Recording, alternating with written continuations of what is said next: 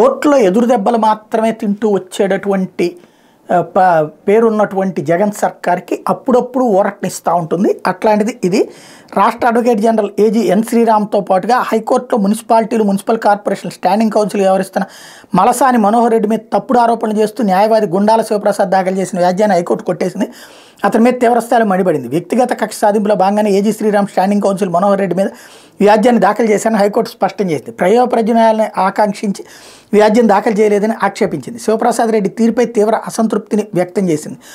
కేవలం ఊహలు, అనుమానాల ఆధారంగా శ్రీరామ్ మనోహర్ రెడ్డిలపై వారి ప్రతిష్ట దెబ్బతినేలా ఆరోపణలు చేశారని స్పష్టం చేసింది. వృత్తిపరంగా న్యాయవాది అయ్యుండి శివప్రసాద్ ఇలా చేశారని వ్యాఖ్యానించింది. ఇలాంటి వ్యాజ్యాలు దాఖలు చేసే పిటిషనర్లకు భారీ జరిమానా విధించి ఇటువంటి ధోరణికి అడ్డుకట్ట వేయాలని సుప్రీంకోర్టు చెప్పిన విషయాన్ని హైకోర్టు గుర్తు చేసింది.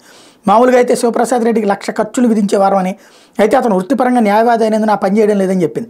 ఈ మేరకు ప్రధాన న్యాయమూర్తి జస్టిస్ ధీరజ్ సింగ్ ఠాకూర్, న్యాయమూర్తి జస్టిస్ రావు రఘునందనరావు ధర్మాసనం శుక్రవారం తీర్పిచ్చింది.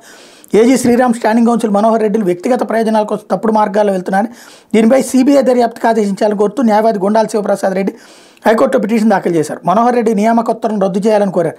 అంతేకాక ఈ వ్యాజ్యంలో శ్రీరామ్ మనోహర్ రెడ్డిపై పలు నిరాధార ఆరోపణలు చేశారు.